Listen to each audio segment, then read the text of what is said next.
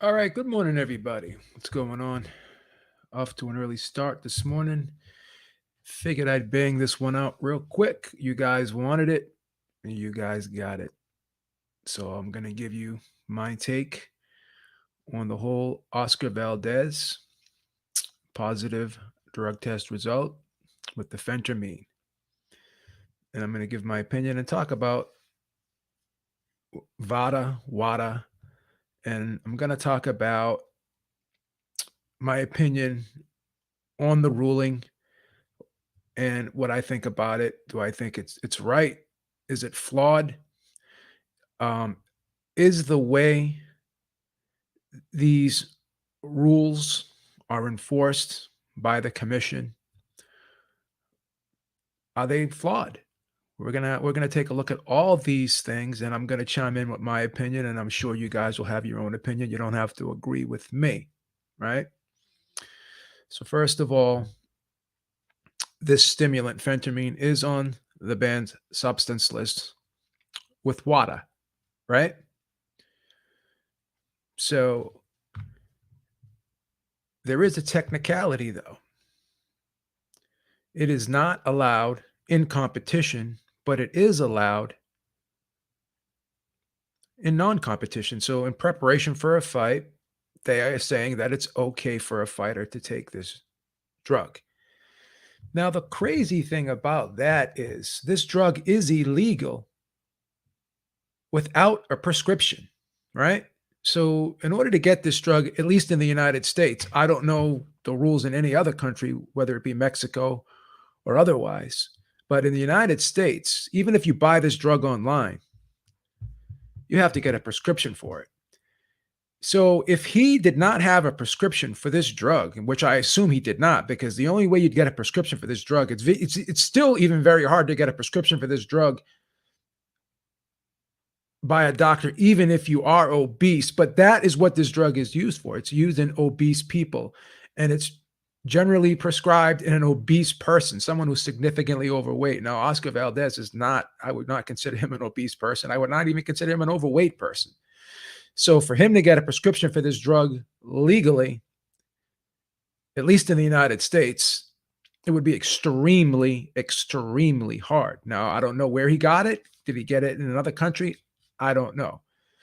So that in itself tells you right there that he should not have been taking this drug from a legal aspect and a legal standpoint, right? According to the United States law, right? Thank you so much. Aaron Daly says, salute for the content, Beeb. Hope you're well. Thank you so much. I'm doing great.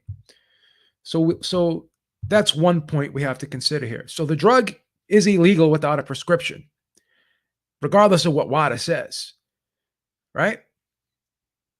Now, it's being said that VADA did the testing, and WADA does not do the testing. WADA has laboratories around the world, basically, and what they do is often they're used to read the results of the test. So they have the labs that will read the results of the test. VADA basically is an agency that conducts the testing, and they send the testing out to a lab, usually a WADA lab, right? Sure, they can send it to Quest Diagnostics as well. But WADA is just basically the standard. So they don't enforce anything. They don't actually do any testing, WADA. They're just the standard. They're the standard to determine what are the banned substances, whether they be PEDs, stimulants, diuretics, or what have you, right? So that's that. So they don't have any authority or jurisdiction on a decision making on whether a fight should go on or not. VADA also, they just do the testing. So they conduct the testing. WADA sets the standards in terms of what's legal and what's not legal. And so VADA works in conjunction with WADA to determine what is banned and what is not banned, right? And everything gets reported to the commission, and the commission makes the final say on if a fight goes on or not, right? And we have to be honest, this is not unprecedented, guys. There's been times in history where fighters have tested positive, whether it be from USADA or VADA, and the commission knew about it. It was reported to them, and the commission still allowed the fight to go on, right? Eric Morales in his rematch with Danny Garcia tested positive for clenbuterol, and the New York State Athletic Commission allowed the fight to go on. And that positive test was flagged by USADA, and they reported the results of that test to the New York State Athletic Commission. But once again, the tainted meat excuse was accepted, right? With Danny Garcia and Eric Morales. So Eric Morales was allowed to fight by using the tainted meat excuse, right? Francisco Vargas, when he fought his fight against Orlando Salido, same situation. He was allowed to fight as well after testing positive for clenbuterol as well, right? Because once again, VADA flagged that positive test result. But again, it's up to the commission to determine whether or not the fight goes on or not. So, you guys want to talk about sanctioning bodies and you want to blame them and this and that. Now, if the WBC decides they want to strip Valdez, right? They want to suspend him from their rankings, but that still doesn't stop him from fighting. If the commission still allows the fight to go on, then the fight will go on. Whether or not the WBC wants to relinquish their sanctioning of the fight, the commission has the final say on whether or not the fight goes on or not. So let me give my opinion on the whole in-competition thing when it pertains to this particular drug. We talked about this on the roundtable last night. And first, it was reported that Valdez tested positive for a diuretic by Mike Coppinger, which he corrected and said that he reported the diuretic result incorrectly and it should have been a stimulant, which phentermine is not a diuretic, it's a stimulant, okay? So the diuretic basically is a, gets rid of excess fluids in the body, kind of dries the fighter out. A stimulant is going to stimulate the central nervous system, increase the heart rate of a fighter, and release adrenaline and epinephrine in the fighter's body, which are two very strong fat-burning hormones. And when you increase that hormone production and when you increase a heart rate in a human being, the body heats up and they're allowed to burn more fat, right? Which enables them to lose weight, right? So we're going to talk about whether or not these stimulants, when you want to talk about phentermine and you want to talk about clenbuterol, because clenbuterol also has a stimulatory effect on the body. We're gonna talk about whether or not these are actual performance enhancers, because I debated this yesterday on whether or not these are performance enhancers. We're gonna touch upon that later in this video. But I don't agree with the rule from WADA, because the benefit of taking this drug would be to help a fighter make weight, right? So when you use the term in competition, according to WADA, you're allowed to take this fight all the way up until 24 hours before the event takes place. So exactly 24 hours before the event takes place, you have to stop taking this drug, which at that point in time, you wouldn't need to take this drug after 24 hours before the fight. And I would also venture to say you probably would stop taking it as soon as you made weight. You wouldn't need to be taking this all the way up to 24 hours before the fight, right?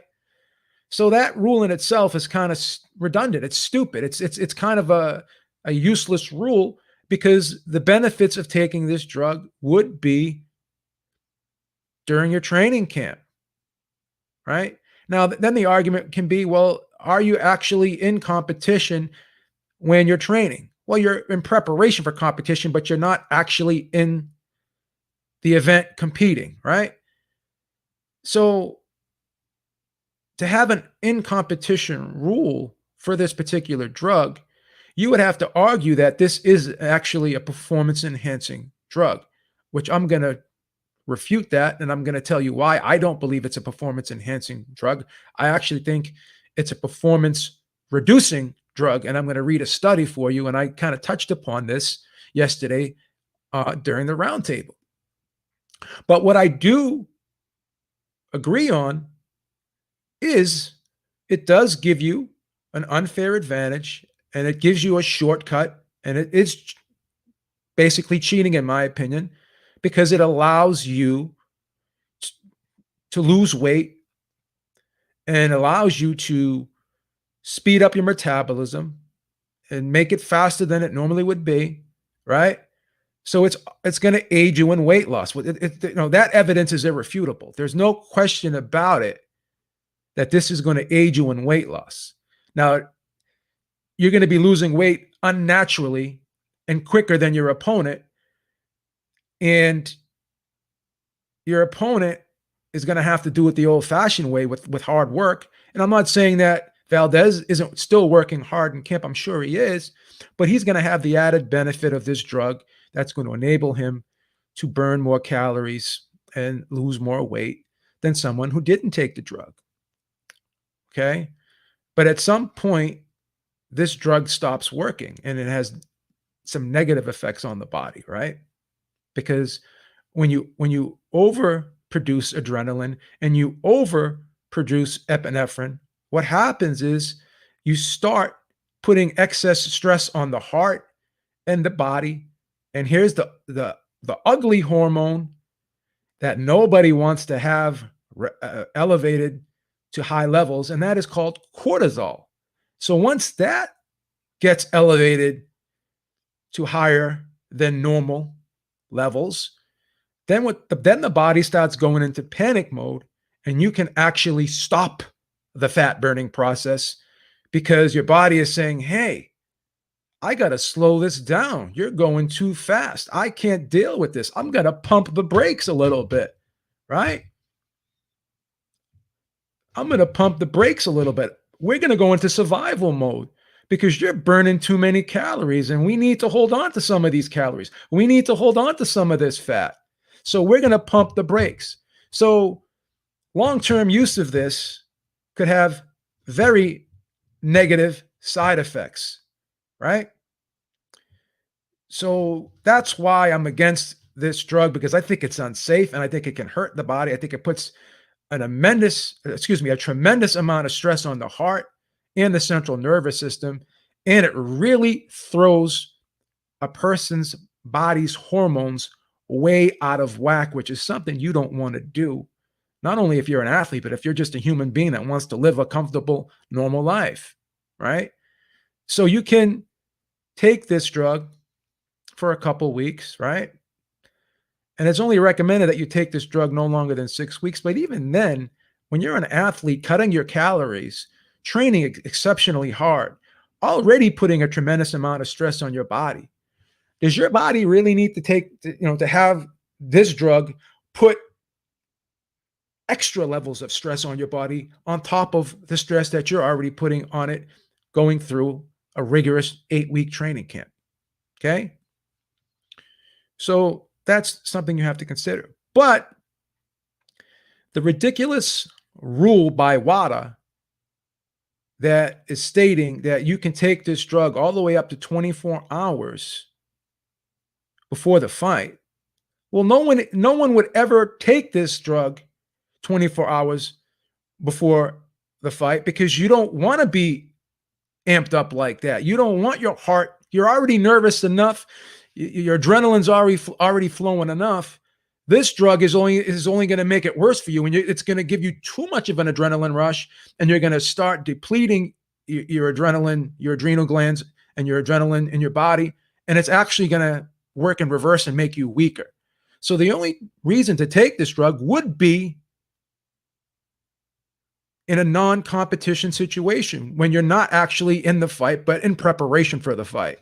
So I disagree with that whole rule because there's no benefit, in my opinion, for taking this drug during a fight. Now, people want to talk about the stimulatory effects of this drug and how that adrenaline, the fight or flight, can actually make you perform better. But as I said, in a fight situation, when your adrenaline is already sky high, we hear of fighters breaking noses, breaking hands, but the adrenaline is so high during the fight that they can't even feel the pain.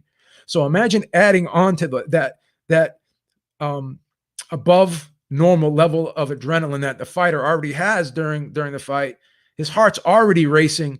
His blood pressure is probably already through the roof at that particular time. So imagine taking this drug, which is a very powerful central nervous system stimulant. This is in the amphetamine family. This isn't like drinking an espresso. This is like drinking an espresso times 10, right? This is like drinking an espresso times 10. I don't think anyone wants to feel that wired, right? But you do what you got to do to make weight, right? And that's solely the reason why he took this drug, was to make weight. This was not to, in my opinion, this was not to enhance his performance, and I don't think it does enhance his performance. I just don't think that you can classify this, in my opinion, as a PED. I don't think it's a PED. I think it's basically what it is it's a weight loss drug. This is not something that you're going to take to say, hey, this is going to make me better at what I'm going to be doing today, right? Because you could drink a cup of coffee, take some citrulline malate, get a nice pump, and you can get the same stimulatory effects that you would need, just enough, but not too much, to put that added stress on your body to take it to levels where you're really going to have negative side effects, right? So the reason why I don't believe this is a PED, because I'm going to read this study, and this kind of supported what I said yesterday on the roundtable on G Funky's channel. All right. So clenbuterol and phentermine, they work similarly.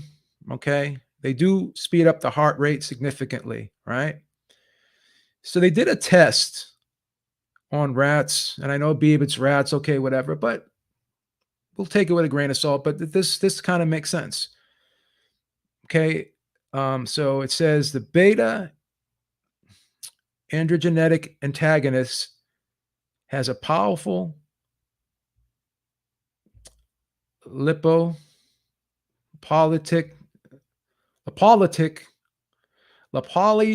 effect, meaning it's a fat burning effect, right? Lipolytic effect, and is used by athletes to improve exercise performance. However, its use in conjunction with different forms of exercise training has received limited attention, since previous studies have reported that the chronic use of beta androgenetic antagonists have deleterious effects on cardiac muscle structure and function. So if you guys don't know what the word deleterious means, it means it's negative. It has a less than desirable effect on the heart. The aim of the present study was to determine whether chronic administration would reduce the exercise capability of rats subjected to long-term treadmill, sprint, running, endurance, swimming, or voluntary wheel running training.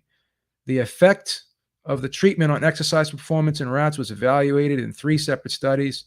Different groups of male rats were assigned to an endurance swimming group, a treadmill sprint running group, and a voluntary wheel running group. In each study, the rats were allocated into either a treated group that received the stimulant in their drinking water or an untreated control group. In each of these 3 studies, treated rats exhibited a reduction in exercise performance compared with the untreated rats.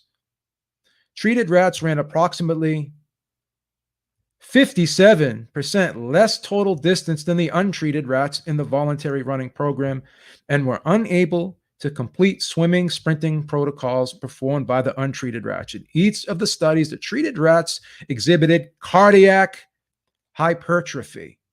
Okay. And hypertrophy means you're putting stress on a muscle, which your heart is a muscle, with absolute heart mass increased by approximately 19%, and the heart mass relative to body mass increased by approximately 20%.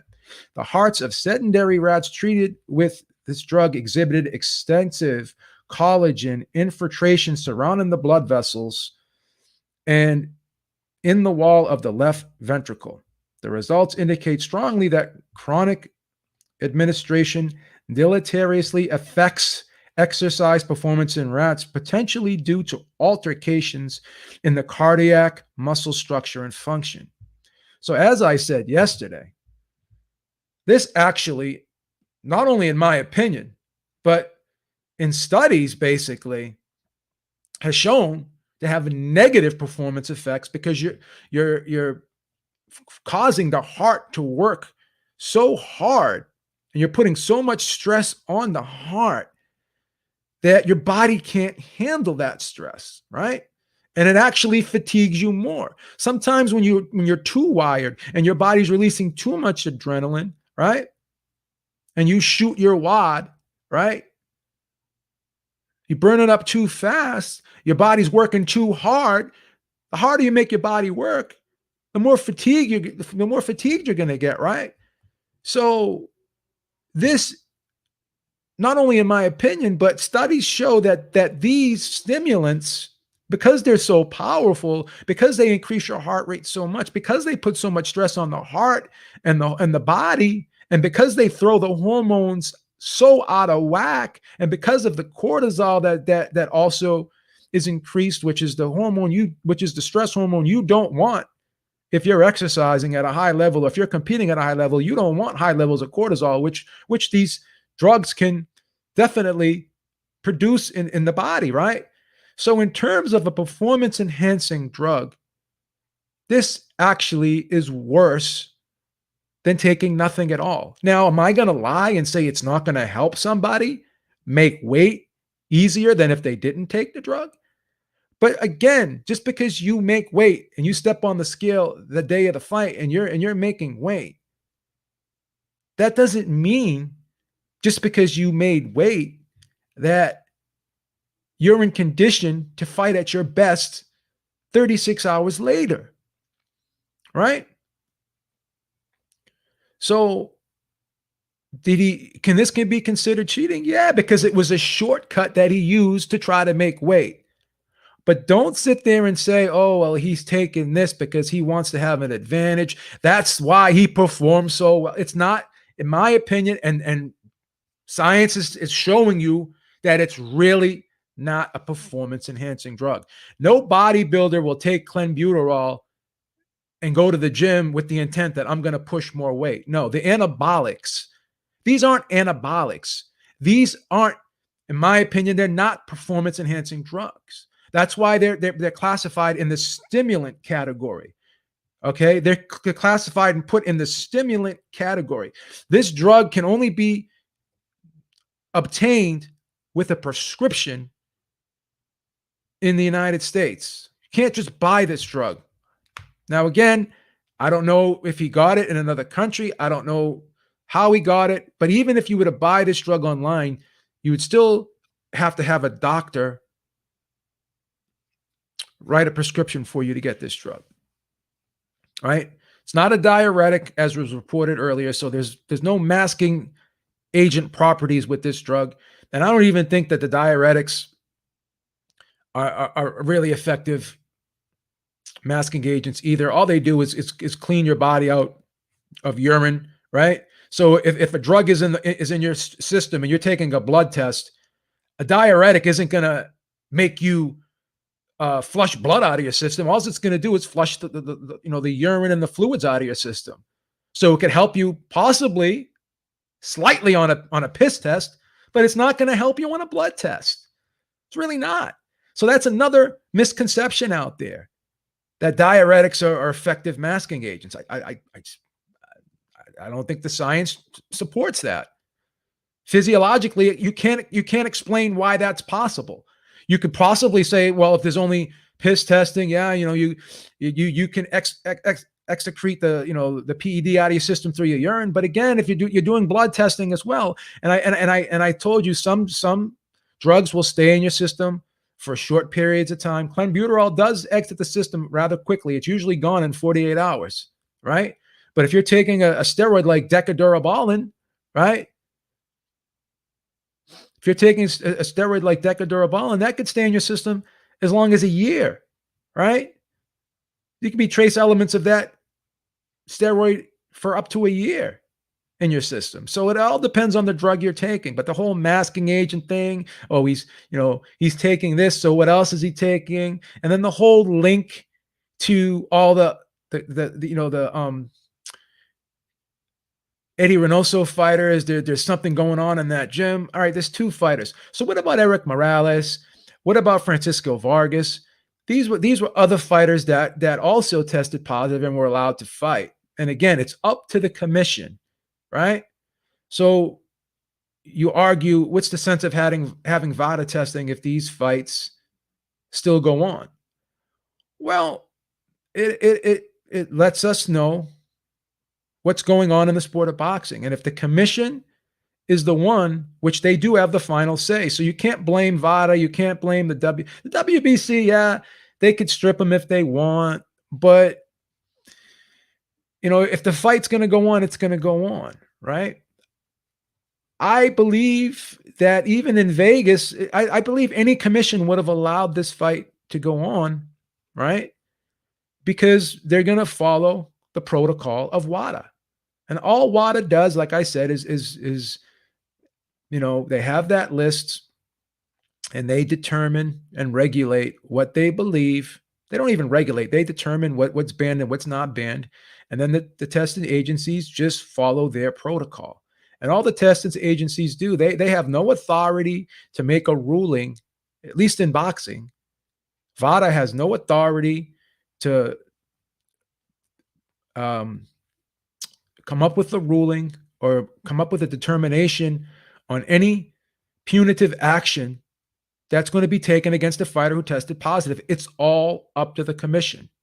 And also it's up to the sanctioning body whether or not they decide they want to strip the fighter and remove him from their rankings. But that doesn't stop that fighter from fighting if commissions will allow him to fight. So these drug testing agencies have no authority, okay? They're there to be used as guidelines, basically. They're there to do the testing and they're there to report information to the commission. And then the commission is the one that determines if the fight goes on or not. Now, to support my theory about how I don't think these drugs are performance enhancing, and I actually think they're performance reducers.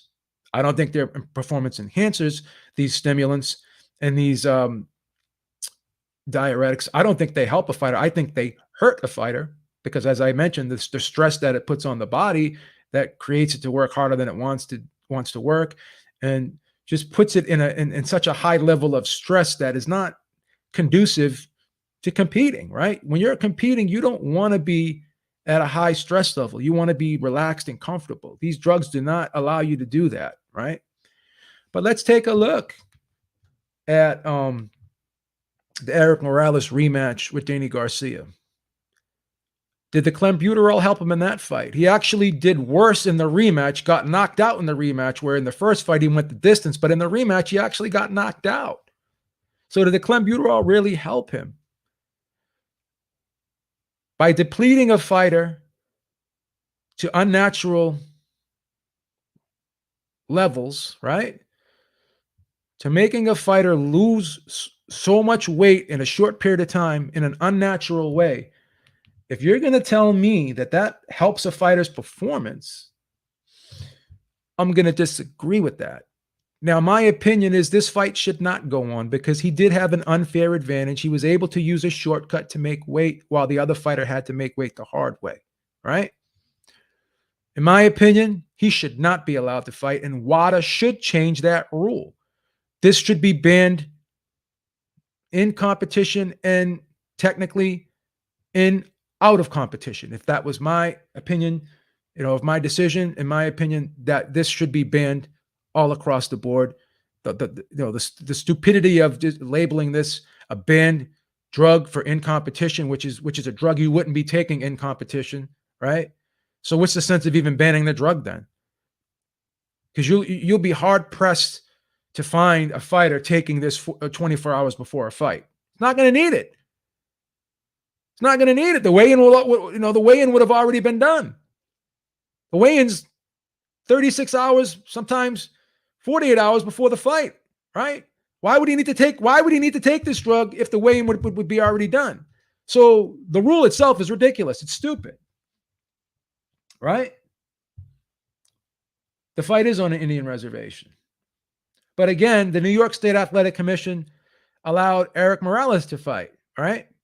California State Athletic Commission allowed Francisco Vargas to fight. So we can't just say that it's being allowed, that this fight is being allowed to go on because it's on Indian reservation. This fight is being allowed to go on because of WADA's rules. They're taking that and they're using those rules as the standard. And they're saying that because this was not used in competition, that he'll be allowed to fight. And here's another thing. This is another drug that leaves the system very, very quickly. It leaves the system very, very quickly, right? So I strongly believe this drug will not be in his system during a post-fight drug exam.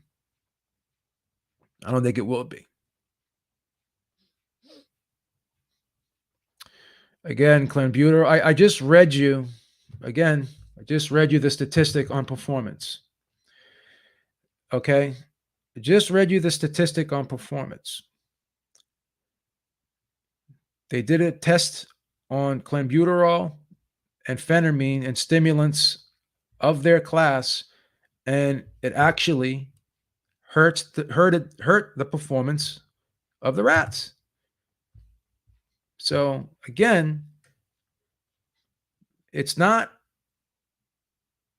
a good performance enhancer. Okay?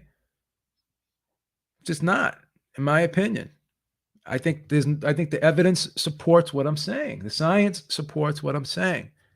No one takes these drugs and say, a bodybuilder doesn't take this drug and say, I'm going to go to the gym and I'm going to go for a PR today. I'm going to bench 520 pounds because I'm on clenbuterol. No, this isn't the drug for that.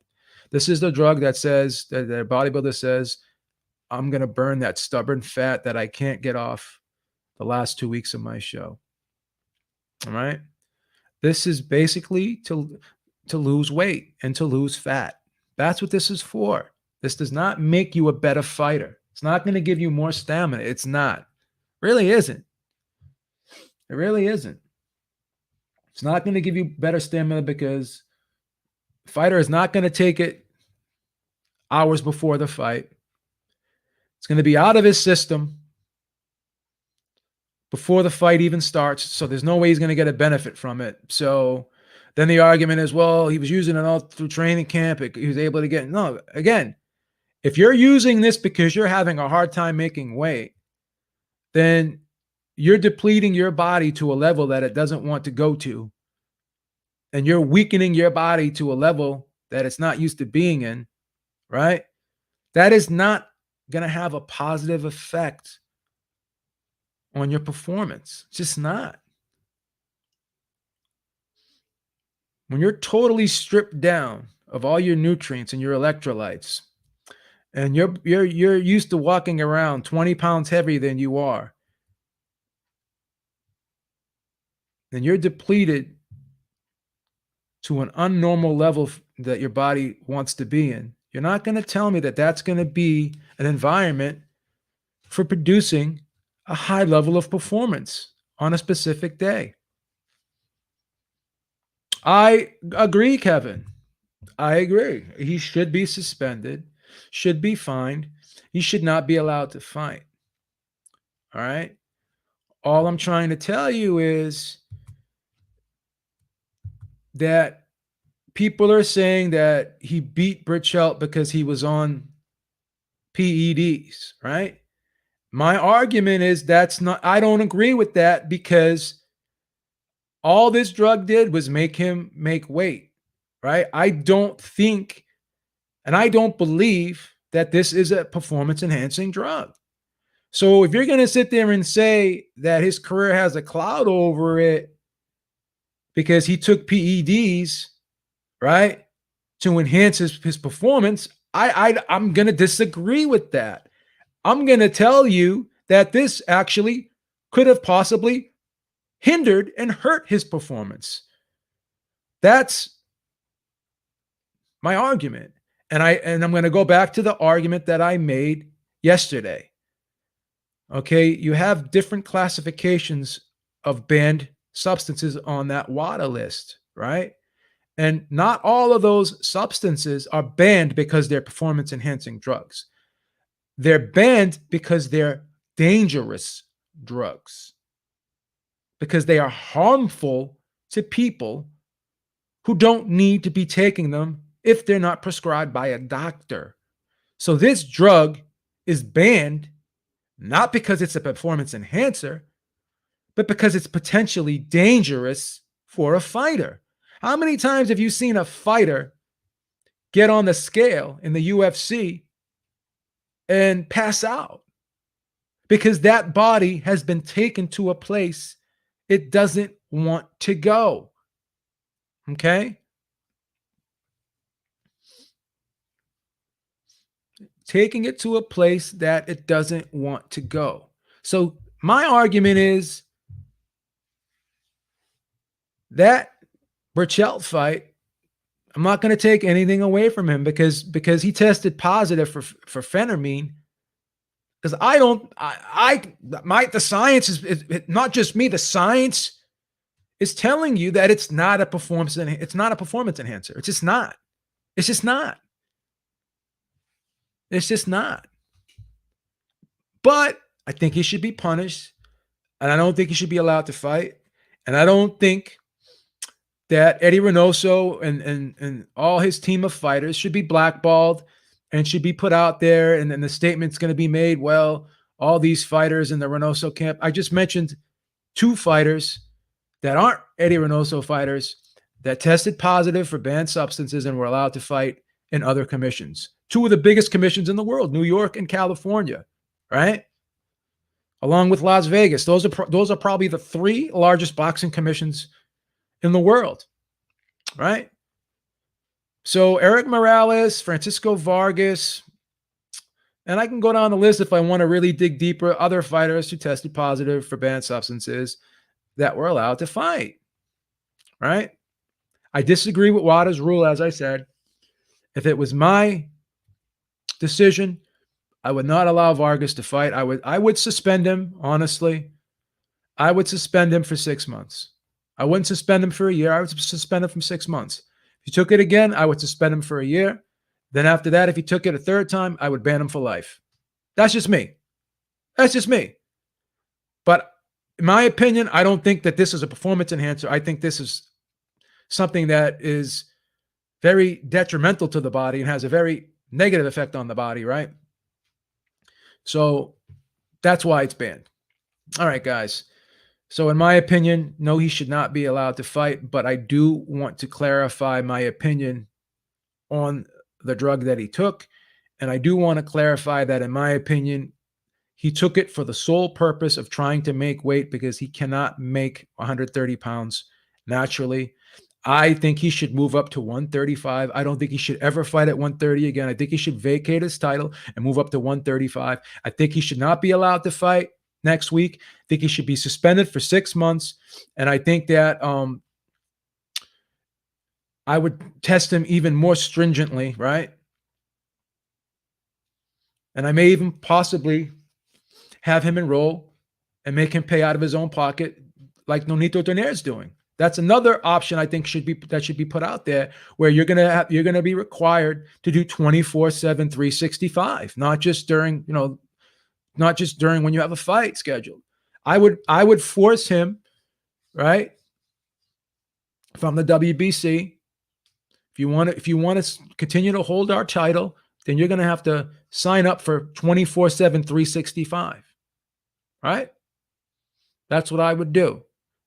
And if I'm managing him and I'm a close confidant of his and I'm in his inner circle, I'm not letting him fight at 130 anymore because it's obvious he cannot make 130 comfortably, and it's putting a dangerous level of stress on his body, and eventually it's going to catch up to him, and he's not getting any younger.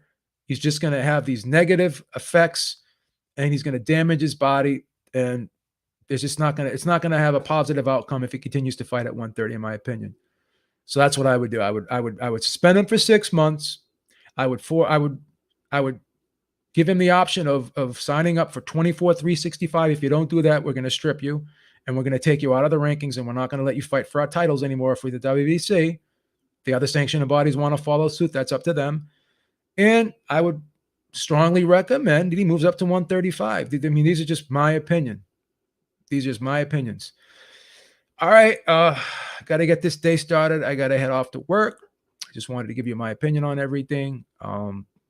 Guys can make your own assumptions and you can have your own opinions, but this is an unbiased opinion.